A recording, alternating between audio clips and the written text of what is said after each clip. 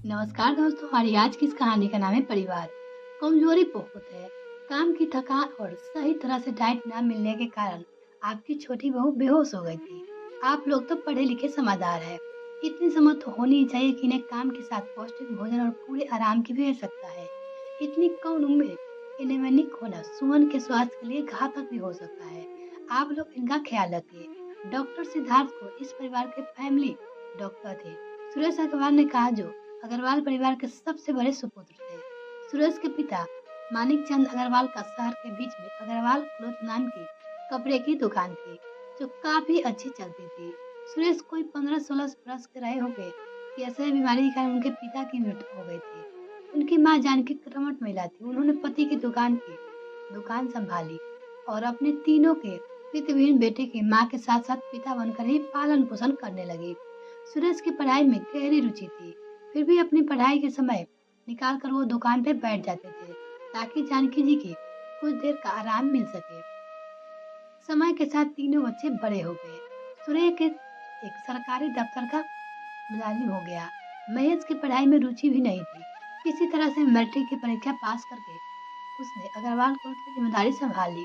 छोटा पढ़ाई में होशियार था, सो उसने कंप्यूटर साइंस विषय लेकर इंजीनियरिंग की पढ़ाई की और एक मल्टीनेशनल कंपनी में एम्प्लॉय बन गया। अपने काम और सैलरी से वो बहुत खुश था। परिचिति के साथ विचार विमर्श करके जानकी जी ने सुरेश और महेश का विवाह कर दिया। यद्यपि समधियों उन्होंने कोई घमंड नहीं की थी, फिर भी दोनों बहुएं अपना साथ इतना सामान लेकर आई थी कि उनका घर भर गया था। स्वभाव ही सरल और गृह कार्य के कुशल उन दोनों बहुएं अपने सास का भी बहुत ख्याल रखती थी। परेश के लिए जानकी जी कन्या तलाश कर रही थी। एक दिन परेश ने उन्हें सुमन के बारे में बताया। सुमन के पिता उसी स्कूल में अध्यापक थे, जहाँ से उन्होंने तीनों बेटों को मैट्रिक तक की शिक्षा प्राप्त की थी। परेश का सुमन से परिचय वही हुआ था। दोस्ती को प्यार में बदलते देर ही नहीं लगी और अब परेश सुमन को अपनी जीवन संगनी बनाना चाहता था। सुमन जितना रूपवती थी उतना ही गुणवंती थी। इंग्लिश ऑनर्स लेकर बीए किया था। माता पिता की इकलौती संतान होने के कारण वो भाई बहन के स्नेह से वंचित थी। परेश जब अपने भाई भाभी की बातें उन्हें बताता था तो वो बहुत उत्सुक होकर सुनती थी। माँ की सम्मति मिलने पर एक दिन परेश उसे अपनी माँ से मिलाने घर ले आया। परिवार के सभी सदस्य ने उन्हें बहुत पसंद किया। बच्चे तो उसे चाची चाची करके उसके आगे पीछे घूमने लगे थे। पढ़ी लिखी बहू है, जानकी जी के लिए यही बहुत था। वो अपने मन में सोचने लगी। विवाह की तिथि तय हो गई।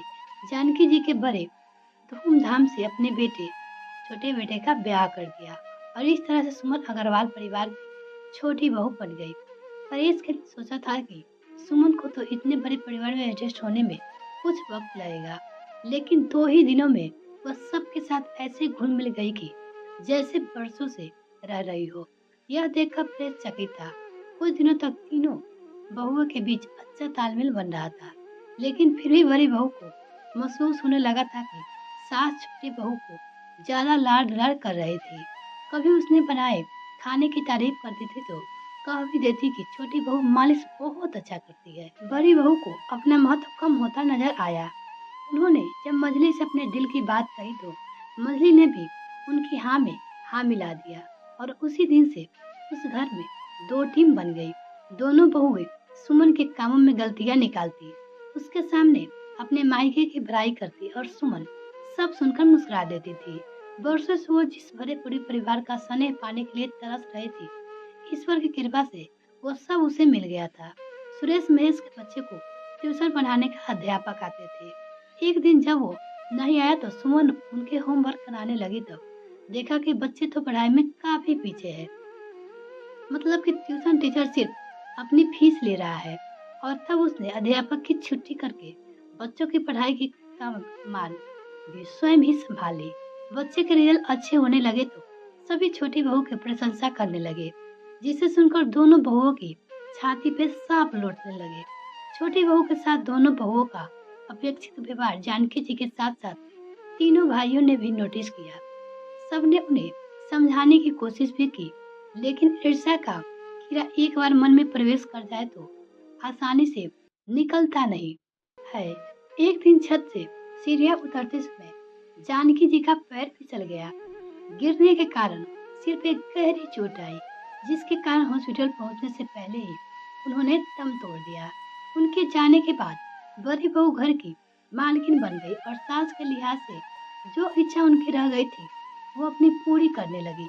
मतलब यह कि रसोई साफ सफाई से लेकर बच्चों की पढ़ाई तक की पूरी जिम्मेदारी छोटी बहू के कंधे पर डालकर दोनों बस आराम फरमाती। परेश इसकी जानकारी अपने भाइयों को देना चाहते थे, तो सुमन ने भी ना कहने पर अपनी कसम दे दी।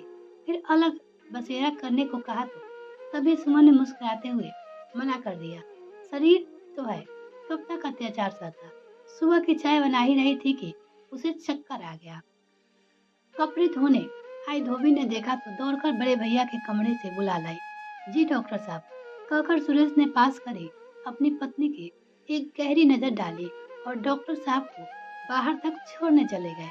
तब तक महेश भी आ गए और परेश जो दोनों दिनों के लिए दिल्ली गया हुआ था, फोन करके बता दिया कि छोटी बहू को चक्कर आ गए थे। डॉक्टर ने बताया कि चिंता वाली कोई बात नहीं है।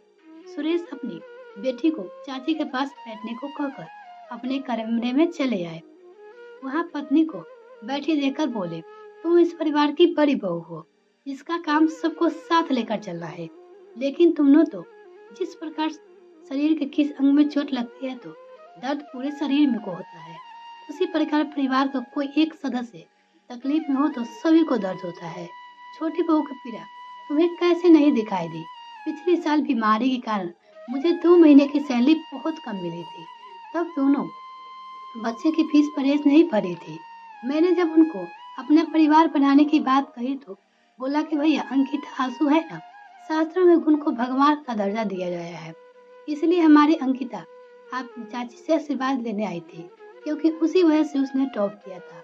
और तुमने छोटी बहू को बांस डायन और ना जाने क्या क्या कह दिया था, फिर भी वो चुप रही, क्योंकि वो अपनी दोनों दीदियों को खुश देखना चाहती थी। उसे हम लोगों से सिर्फ प्यार चाहिए। उसे अपने घर में किसी तरह एक गिलास भी पानी भी नहीं उठाया था, लेकिन यहाँ इसलिए माँ को हमेशा उसके साथ रहती थी कि उसे कहीं कोई गलती ना हो जाए। लेकिन अहंकार और ईर्ष्या में अंधे होकर तुमने ना जाने क्या समझ लिया।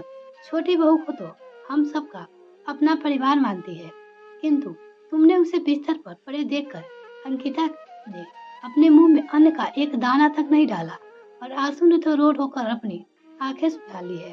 छोटी बहू बड़े घर की ना सही, लेकिन बड़े दिल की तो है, जो सिर्फ प्यार देना चाहती है, जानती है। और जरा सोचो, कल अंकिता भी दूसरे घर जाएगी, उसके साथ भी अगर कोर्ट ऐसा व्यवहार करे तो। सुरेश पत्नी को कहते जा रहा था और बड़ी बहू नैनों से जल से पति के चरणों से भिगोकर अपना दुर्भाग्य का प्रायश्चित कर रही थी। तभी अंकिता आकर बोली, माँ चाची, क्या हुआ छोटी बहू को? किसी शशांक से बड़ी ही घबरा उठी। चाची को होश आ गया है माँ। बेटी के चेहरे पर प्रसन्नता देख वो छोटी बहू के कमरे की ओर दौड़ पड़ी। फिर महेश भी अपनी पत्नी को बताया कि हम लोगों के व्यवहार से तंग आकर परेश ने कई बार अलग होना चाहा, लेकिन छोटी बहू का यह कहना मना कर देती कि परिवार अलग होने कब कोई दुख रह पाया है। 2 साल पहले दुकान बहुत घाटे में चल रहा था, तब सोचा कि तुम्हारे गहने गिरवी रखकर, तब परेश ने कहा कि गहने तो भाभी का स्त्री धन है और महीने की पूरी सैलरी मुझे दे दी थी, साथ ही तुम्हें ना बताने की कसम भी दे देती। इसी को तो परिवार कहते हैं। मझली बहू फुट फुट कर रोने लगी। छोटी बहू की आंखें खुली तो सामने अपने पूरे परिवार को देखा। उसकी बड़ी दीदी और मझली दीदी रो रही थी। उसने उठने का प्रयास किया तो दोनों ने हाथ जोड़कर कहा, छोटी बहू हमें माफ कर दो। और तब सुमन दोनों को गले लगकर रोने लगी। ये उसके खुशी के आंसू थे। घर का भावुक माहौल देखकर सुरेश बोले, आप लोग रोते रहेंगे या छोटी बहू को कुछ खिलाएंगे भी? फिर तो घर में हंसी ठिठोली होने लगी। बड़ी बहू सुमन के लिए सूप बनाने लगी, मझली उसे सेब काटकर खिलाने लगी और महेश की बेटी पायल उसके पैरों में मालिश कर रही थी। उसे यह सब एक सपना लग रहा था।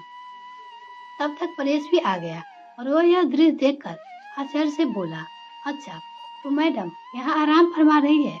सुनकर सब हाँ हाँ करके हंसने लगे थे। अगली सुबह छोटी बहू बच्चे के साथ हंस बोल रही थी कि उसकी देवरनों जेठानियाँ रसोई में थी। डाइनिंग टेबल पर नाश्ते के लिए बैठे परेश अपने भाइयों से बोल दी कि 2 दिन के बाद उन्हें कोलकाता जाना है। सुरेश बोले, छोटी बहू को साथ लेकर जाना है। यानी सुरेश छोटी बहू को जाने के लिए बोले, लेकिन भैया वो नहीं जाएगी। सुनकर दोनों जेठानियां समेत स्वयं बोली, नहीं जाएगी तो हम अनशन कर देंगे। फिर क्या था, पूरा घर ठाके से गूंज उठा। तभी धोबी नाई पूरे परिवार को फिर से हंसते बोलते देख उसके मुंह से निकल पड़ा, आज माँ जी होती तो अपने परिवार को देखकर कितना खुश होती। हे भगवान, ऐसी छोटी बहू तो हर परिवार में देना जो सबको साथ मिलाकर रहे और परिवार को जोड़ कर रखे। भगवान इस परिवार की खुशियाँ को बुरी नजर ना लगे। बच्चा फिर थू करके कपड़े धोने चली गई। ये कहानी आपको कैसी लगी मुझे कमेंट करना ना भूले। इसी तरह कहानी देखने के लिए प्लीज मेरे चैनल को जल्दी से सब्सक्राइब कीजिए, साथ ही बेल आइकन ताकि मेरी और भी कहानी का नोटिफिकेशन आपको सबसे पहले मिल सके।